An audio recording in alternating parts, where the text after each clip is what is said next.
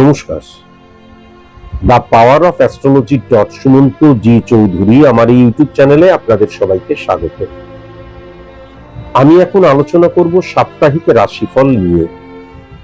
24শে August থেকে 30শে August এই সময়টায় বৃশ্চিক রাশির জাতক জাতিকাদের মূলত 12টি ঘটনা ঘটবেই। 12টি ঘটনা 12টি অবস্থান হতে পারে, 12টি প্রেক্ষাপট হতে পারে, দৃষ্টিভঙ্গি হতে পারে, মনোভাব হতে পারে, সিদ্ধান্ত হতে পারে।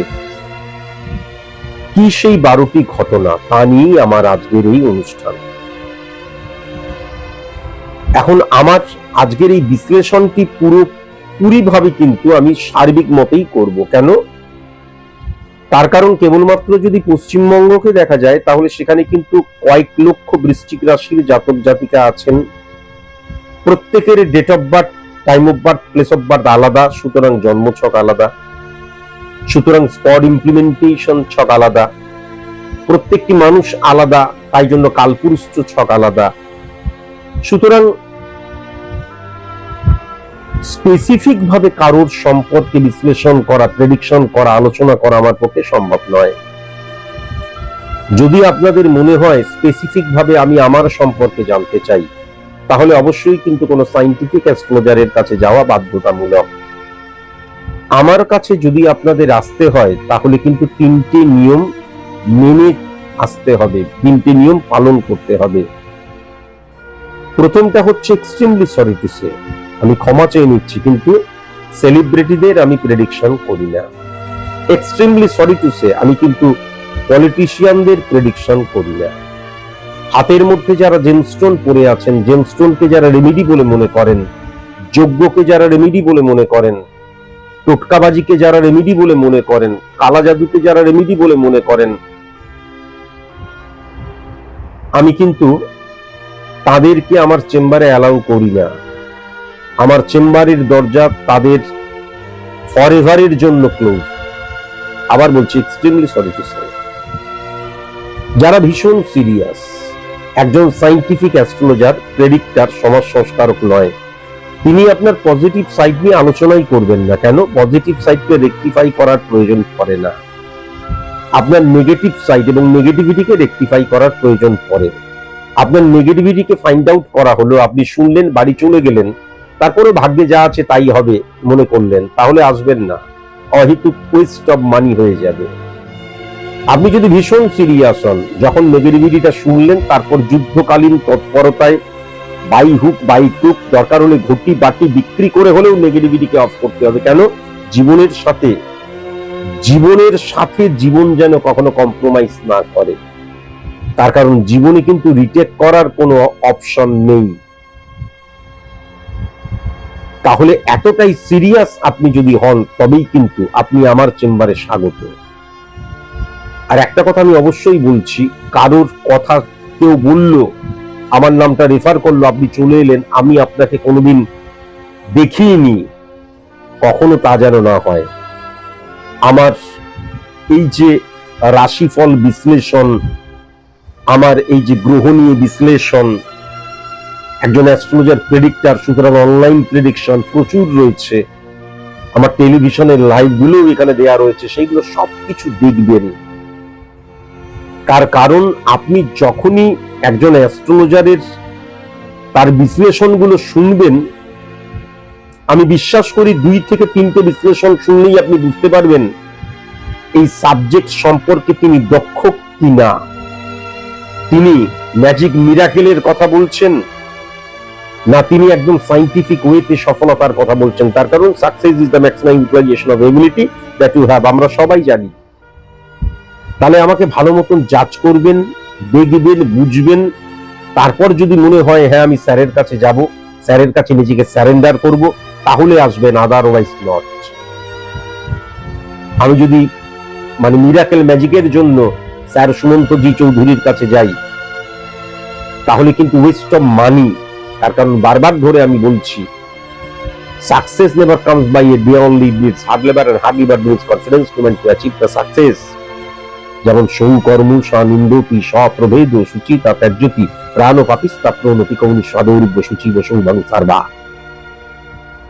সুতরাং সবকিছু জেনে বুঝে তারপর আমার কাছে আসবেন। বৃশ্চিক রাশির ক্ষেত্রে ইম্পর্টেন্ট ফ্যাক্টর যেটা হয়ে যাচ্ছে, যে 8 নাম্বার ঘরে যখন ফিজিক্যালি মঙ্গল বসে থাকে রাশি সাপেক্ষে, কিন্তু রাজযোগের আকার নিচ্ছে। কেন না, বুধের ঘরে বসে রয়েছে, সেই বুধ কিন্তু বুধাদিত্য যোগ সৃষ্টি করছে। বুধাদিত্য যোগ মানে বুধ এবং আদিত্য অর্থাৎ সূর্য, রবি।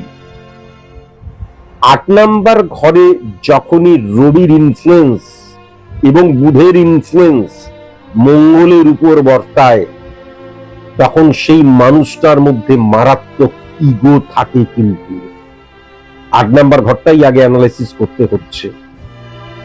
এবং ইম্পর্টেন্ট ফ্যাক্টর, আমি যেটা ঠিক মনে করছি সেটাই ঠিক, হয়তো সেটাই ঠিক, কিন্তু জীবনে অনেক সময় কিন্তু কৃতকার্য হওয়ার জন্য, সফল হওয়ার জন্য, নিজের অবস্থানকে সুদৃঢ় করার জন্য কম্প্রোমাইজ করতে হয়, স্যাক্রিফাইস করতে হয়, অ্যাডজাস্টমেন্টের জায়গায় যেতে হয়। কিন্তু প্রথমত হচ্ছে 12 নম্বর ঘর, 8 নাম্বার ঘর, 6 নাম্বার ঘরের রিফ্লেকশন যদি লক্ষ্য করা যায়, তাহলে কি হয়, একবজ্ঞা, জেদি, অহংকারী। কেননা সূর্যের অবস্থান, বুধাদিত্য রাজযোগ ইনফ্লুয়েন্স ক্রিয়েট করছে, পাওয়ার দিচ্ছে। তাহলে এই ক্ষেত্রে কিন্তু আমার প্রতিবন্ধকতা সৃষ্টি করতে পারে আমার আইডেন্টিটি ক্রাইসিস।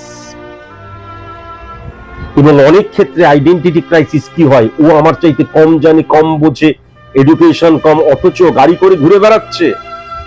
লোক দেখানিয়া প্রবণতার জন্য কিন্তু আমি তখন অহেতুক ওয়েস্ট অফ মানি এবং তার ফলে স্ক্যাটারলি মুভ করতে শুরু করি।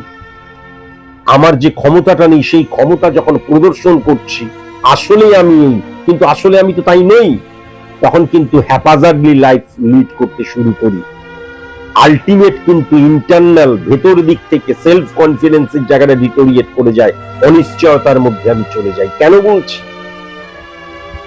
তার কারণ খুব ভালো মতন যদি লক্ষ্য করা যায়, তাহলে 1 নাম্বার ঘরের অধিপতি গ্রহ যখন 8 নাম্বার ঘরে ফিজিক্যালি বসে আছে, পাওয়ারফুল হয়ে বসে রয়েছে, কিন্তু ফিজিক্যালি যখন বসে রয়েছে, 1 নাম্বার ঘর মানে স্থাপত্য, ভিত, মেরুদণ্ড, পরিকাঠামো, আমার অস্তিত্বটা যার উপর বেড়ে উঠছে, গঠিত হচ্ছে, সংগঠিত হচ্ছে, আমার খাঁচাটা, তাহলে সেখানে অহংবোধ যেন না আসে।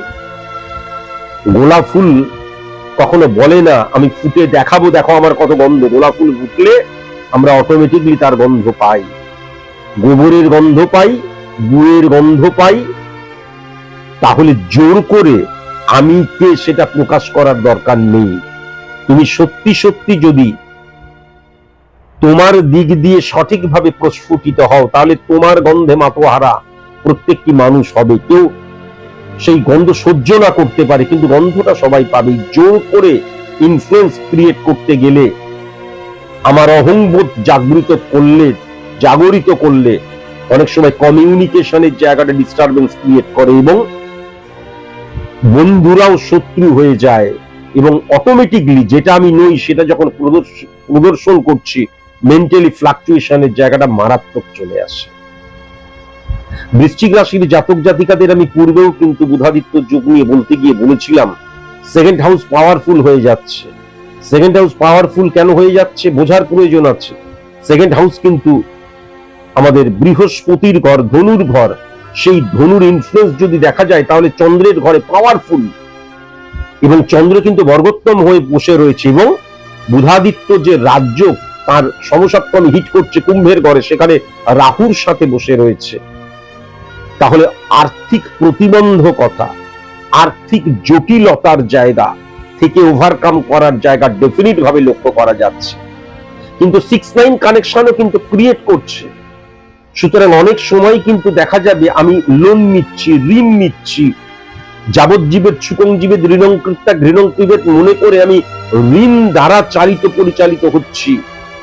আমার সম্পত্তিকে, আমার জৈবিক সুখকে বৃদ্ধি করছি ঋণের দ্বারা। যখনই সেটা করতে শুরু করব তখন ঋণটাকে কিন্তু আমাকে ডিক্রিজ করার প্রবণতা আনতে হবে, আনতে পারবো না। বরং ঋণটা আস্তে আস্তে ঋণের পিঠে ঋণ, ঋণের পিঠে ঋণ, ঋণের পিঠে ঋণ। এমন অনেকে রয়েছে, আমার স্টুডেন্ট রয়েছে, কোটি কোটি টাকা কিন্তু টার্নওভার তাদের, কিন্তু প্রচুর হিউজ ঋণ। তাহলে আমার যেটা মনে হয়, ডাল ভাত আলু সেদ্ধ খেয়ে থাকবো, কিন্তু ঋণ যেন না থাকে। ঋণ বড় মারাত্মক জিনিস। কেমন অর্থনৈতিক জায়গাটা অত্যন্ত প্রবল হয়ে রয়েছে পজিটিভ অর্থে, নেগেটিভ সিচুয়েশন থেকে বেরোবার রাস্তাটাও লক্ষ্য করা যাচ্ছে। রাস্তা ওপেন হবে, কিন্তু তুমি যখন রাস্তা দিয়ে যাবে, এই রাস্তাটা আমার নয়, সাধারণ মানুষের সাথে আমি অসাধারণ, এই মানসিকতা কখনো যেন না আসে। আমি যদি 3 নাম্বার ঘরটা লক্ষ্য করি, তাহলে 3, 4, 5, 3 নাম্বার ঘরের অধিপতি গ্রহ 5 নাম্বার ঘরে বসে রয়েছে। মানসিকতা মনোভাবই তোমাকে জেতাবে। মানসিকতা মনোভাবের জায়গায় বৃশ্চিক রাশির জাতক জাতিকাদের লিগেল অ্যাক্টিভিটিসের জায়গা, নৈতিকতার জায়গা, ডিসিপ্লিনের জায়গা, ডেডিকেশন, ডিভোশন, ডিটারমিনেশনের জায়গা, হার না মনোভাবের জায়গা মারাত্মকভাবে কিন্তু লক্ষ্য করা যাচ্ছে। পজিটিভ, অত্যন্ত পজিটিভ। ঠিক সেরকম ভাবেই যদি 4 নাম্বার ঘরটা দেখা যায়, মাতৃভাব পজিটিভ হলো না, মাতৃভাব পজিটিভ হলো না। মা কিন্তু ইনসিকিউর জন্য চলে যাবে, মানসিক কষ্টের শিকার হয়ে যাবে, ঠিক কি করা উচিত বুঝে উঠতে পারবে না। আমার যে ব্যক্তিগত জীবন, সেখানে দেখা যাচ্ছে 11 কে হিট করছে। আমার দাদা, আমার বোন এমন নেগেটিভ সিচুয়েশন ক্রিয়েট হলো, আমার ব্যক্তিগত জীবনটা আনহ্যাপি হয়ে যাচ্ছে, বা ব্যক্তিগত জীবনে আমি সুখী হতে পারছি না, স্যাটিসফাই আসছে না। স্বামী স্ত্রীর সম্পর্কের মধ্যে কিন্তু ইগো প্রবলেম মারাত্মক লক্ষ্য করা যাচ্ছে। এই নেগেটিভিটি গুলোকে অফ করা ভীষণ প্রয়োজন রয়েছে। যারা পড়াশোনা করছো, একটা কথা মাথায় রাখার প্রয়োজন আছে। দেখা যাচ্ছে আমি 2 ঘন্টা ঘুমোচ্ছি, সারাক্ষণ পড়ে যাচ্ছি, তাহলে রুলস এন্ড রেগুলেশনস এবং ডিসিপ্লিন বলে কোনো কথা থাকতো না। হঠাৎ করে দেখা গেল আমার শরীর খারাপ হয়ে গেল, বা আমরা যখন অত্যধিক পড়াশোনা করতে শুরু করি তখন কিন্তু ব্রেন নিতে পারে না। তাহলে ডিসিপ্লিন হওয়া, শিক্ষার্থী যারা তাদেরকে বলছি ডিসিপ্লিন হওয়া। হঠাৎ করে দেখা গেল অপোজিট সেক্সের প্রতি তাড়িত প্রভাবিত হয়ে গেলাম, এটাও কিন্তু লক্ষ্য করা যাচ্ছে। তার কারণ ইলিউশনের মধ্যে তো রয়েছে, তার কারণ মঙ্গল এবং বুধ ইলিউশন, আবেগ, ইমোশনের জায়গাটা কিন্তু সৃষ্টি করে। এবং ভুল মানুষকে বিশ্বাস করা, সেটা কিন্তু আমার ব্যবহারিক জীবনেও, প্রেমজ জীবনের ক্ষেত্রেও ভুল মানুষকে, এবং সবচেয়ে বড় কথা স্বামী স্ত্রীর সম্পর্কের মধ্যে কিন্তু খুব কোর্ডিয়াল রিলেশন, সব ঠিক, এত বেশি ইগো, দুজনের মধ্যেই যদি ইগো থাকে তাহলে একটা না একটা সময় যখনই টক করে ঠোকা লাগলো তখনই কিন্তু ক্র্যাক ধরে যাবে, আস্তে আস্তে সেপারেশনের জায়গাটা চলে আসবে। তার কারণ কেউ তোমাদের ভুলটাকে ধরিয়ে দেবার নেই, তার কারণ তোমার আত্মীয় স্বজন, কাছের মানুষ, পাড়া পড়শি ওই তোমার দুঃখে দুঃখী হবে, তোমার সুখে সুখী তা লক্ষ্য করা যাচ্ছে না। তুমি যখন ক্রাইসিসে পড়বে তারা বরঞ্চ মজা নেবে, এটা কিন্তু লক্ষ্য করা যাচ্ছে। 5 নাম্বার ঘরটা অতীব উচ্চস্থ অবস্থায় রয়েছে, কিন্তু বারবার ধরে বলছি, শনি যখন 5 নাম্বার ঘরে যখন বসে রয়েছে, ফিজিক্যালি বসে রয়েছে বৃহস্পতির ঘরে, সেই বৃহস্পতি অত্যন্ত পাওয়ারফুল এবং শনিও বিপরীত রাজ্য সৃষ্টি করছে। তাহলে যখন আমি লিগেল অ্যাক্টিভিটিস এর মধ্যে দিয়ে যাব, নৈতিকতার মধ্যে দিয়ে যাব এবং বৈধতার মধ্যে দিয়ে যাব এবং কঠোর কঠিন পরিশ্রমের মধ্যে দিয়ে যাব, কমিউনিকেশনের মধ্যে দিয়ে যাব, ডিসিপ্লিনের মধ্যে দিয়ে যাব, এবং আমরা যখন মানুষ বেঁচে আছি, জীবন্ত মানুষ, তখন কিন্তু আমাদের জীবনে প্রচুর প্রবলেম আসবে।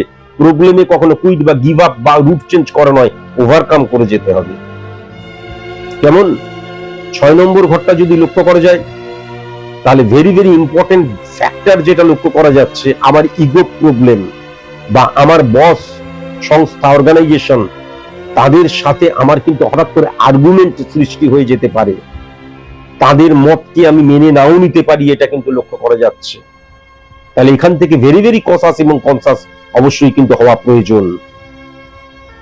কেমন, খুব সাবধান কিন্তু হওয়া প্রয়োজন। হঠাৎ করে চাকরি ছেড়ে দেব, আমি যে কাজটা করছি সেই কাজের ক্ষেত্রে লক্ষ্য করা যাচ্ছে সেই আমি কাজটাকে ভালোবাসতে পারছি না, সেখানে দেখা যাচ্ছে আমি জোর করে অ্যাডজাস্ট করছি মনের বিরুদ্ধে গিয়ে।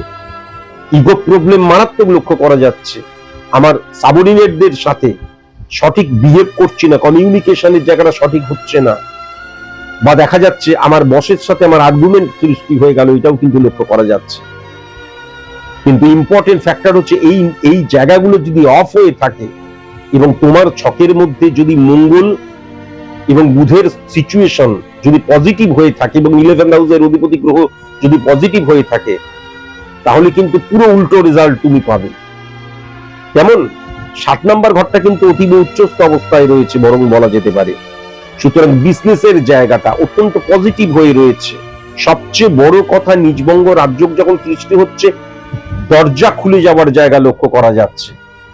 কিন্তু একাধিক জায়গা যখন খুলে যাবে, অপরচুনিটি যখন অনেক আসতে শুরু করবে, তখন কিন্তু হ্যাপাজার্ডলি মুভ করতে পারি আমি, স্ক্যাটার্ডলি কিন্তু আমার চালচলন হয়ে যেতে পারে, সিদ্ধান্ত নেওয়ার ক্ষমতা ভুল হয়ে যেতে পারে। অনেক সময় কিন্তু কি হবে, আমি একটা জিনিসকে বিশ্বাস করে রেখে দিয়েছি, মনের বিরুদ্ধে গিয়ে সিদ্ধান্ত গ্রহণ করছি। যে সিদ্ধান্ত গ্রহণ করছি সেটা হয়তো ঠিক, কিন্তু মনের বিরুদ্ধে, তাই সেখানে 100% পারফর্ম করতে পারছি না। কিন্তু বিজনেসের জায়গাটা টেরিফিক, সেখানে ইগো প্রবলেম।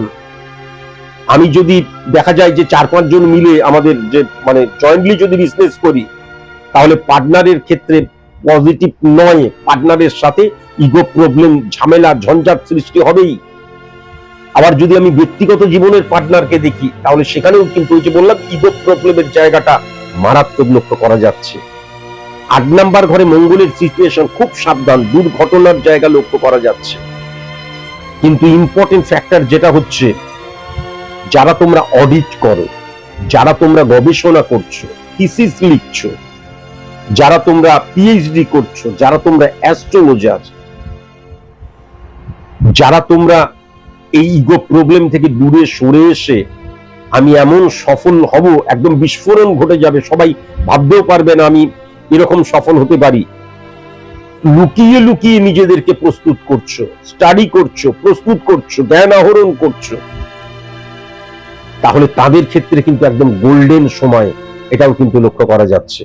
যেমন রক্তজনিত প্রবলেম কিন্তু বৃদ্ধি পেতে পারে, খুব সাবধান হওয়া প্রয়োজন। যৌনাঙ্গ রিলেটেড প্রবলেম, মেয়েদের সিস্ট ওভারি রিলেটেড প্রবলেম লক্ষ্য করা যাচ্ছে। যাদের সুগার রয়েছে, ব্লাড প্রেশার রয়েছে, ভেরি ভেরি কনসাস এবং কনসাস হওয়া প্রয়োজন। 9 নাম্বার ঘর অত্যন্ত পজিটিভ, উচ্চ শিক্ষার ক্ষেত্রে একদম পজিটিভ, বাবার জায়গাটা অত্যন্ত পজিটিভ। বাবা না থাকলে গুরু, টিচার, পথপ্রদর্শক, তাদের কাছে পুরোপুরি সারেন্ডার করে দাও। তার কারণ তারা কিন্তু অত্যন্ত পাওয়ারফুল তোমার জীবনে। তোমার জীবনে কিন্তু তোমার জীবনের পরিবর্তন তারা নিয়ে আসবে। ফেম বৃদ্ধির জায়গাটাও কিন্তু লক্ষ্য করা যাচ্ছে। হয়তো অর্থ সেরকম ভাবে আসছে না, কিন্তু ফেম বৃদ্ধির জায়গাটাও মারাত্মক ভাবে কিন্তু লক্ষ্য করা যাচ্ছে। কেমন, আবার যদি 10 নাম্বার ঘরটা দেখা যায়, 10 নাম্বার ঘরে বুধাদিত্য রাজযোগ সৃষ্টি হচ্ছে, ইনক্রিজ করছে, তাহলে 1-6-10 কানেকশন সার্ভিস ক্ষেত্র, 1-7-10 কানেকশন বিজনেস ক্ষেত্র, 1-5-10 কানেকশন সফলতার ক্ষেত্র, বুদ্ধিমত্তার ক্ষেত্র, 1-5-10 কানেকশন সন্তানের ক্ষেত্র, 1-9-10 কানেকশন উচ্চশিক্ষার ক্ষেত্র। তাহলে 10 নাম্বার ঘরটা হচ্ছে ক্ষেত্রের জায়গা। তাহলে 10 নাম্বার ঘরটা অত্যন্ত পজিটিভ হয়ে যাচ্ছে। 1 থেকে 11 পর্যন্ত আমাদের যে 11টা ভাব রিপ্রেজেন্ট করে আমাদের জীবনের 11টা দিককে। 12 নম্বর ঘরকে ব্যয়ের স্থান বলা হয়। তাহলে 11টা ভাবেই কিন্তু পজিটিভ রেজাল্ট পাওয়ার জায়গা লক্ষ্য করা যাচ্ছে। আমার জীবনের 11টা দিক থেকেই পজিটিভ রেজাল্ট পাওয়ার জায়গা লক্ষ্য করা যাচ্ছে। এবং কেতু বসে রয়েছে, স্যাটিসফাই হওয়ার জায়গা লক্ষ্য করা যাচ্ছে। কেন, কেতুকে ছায়া প্ল্যানেট, ক্যালকুলেটিভ প্ল্যানেট বলা হয়। তার নিজস্ব কোনো পাওয়ার নেই, পাওয়ারফুল কোনো গ্রহের আন্ডারে বসে থাকলে সে পাওয়ারফুল হয়ে যায়। কেতু পাওয়ারফুল হয়ে যাচ্ছে। প্রবলেম যেটা হচ্ছে, 10 নাম্বার ঘরে যখন সূর্য পাওয়ারফুল হয়ে যায়, 10 নাম্বার সূর্য কিন্তু ফ্লাকচুয়েশনেরও কারকতা। তাহলে 1 থেকে 11 পর্যন্ত প্রত্যেকটা ভাবের মধ্যে ফ্লাকচুয়েশন লক্ষ্য করা যাবে। আর সূর্য যখন বলবান হয়ে যাচ্ছে 10 নাম্বার ঘরে, আইডেন্টিটি ক্রাইসিস প্রত্যেকটা ভাবে, কি তোমার মনের জায়গায়, কি তোমার দৃষ্টিভঙ্গির জায়গায়, কি তোমার মানসিকতা মনোভাবের জায়গায়, কি তোমার ব্যক্তিকেন্দ্রিক জীবনে, কি তোমার প্রফেশনাল জীবনে, সার্ভিস বা বিজনেসের ক্ষেত্রে, প্রত্যেকটি ক্ষেত্রে কিন্তু আইডেন্টিটি ক্রাইসিস, এই যে অহংবোধ, এবং 8 নাম্বার ঘরে মঙ্গলের যে রিফ্লেকশন লক্ষ্য করা যাচ্ছে, চেপে থাকা, আমি ঠিক, জেদ, অহংকার, এবং সবচেয়ে বড় কথা নিজের ভুলটা তখন আমি বুঝতে পারছি না, অ্যাডজাস্ট করতে পারছি না, কম্প্রোমাইজ করতে পারছি না, স্যাক্রিফাইস করতে পারছি না, আমি যেটা সেটাই ঠিক। এই প্রবণতাটা তোমার যদি থাকে তাহলে কিন্তু তোমার 11টা ঘরকেই ডিস্টার্ব করবে, তার জন্যই কিন্তু ফ্লাকচুয়েশন ক্রিয়েট হবে, এটা কিন্তু ডেফিনিট ভাবে বলা যায়।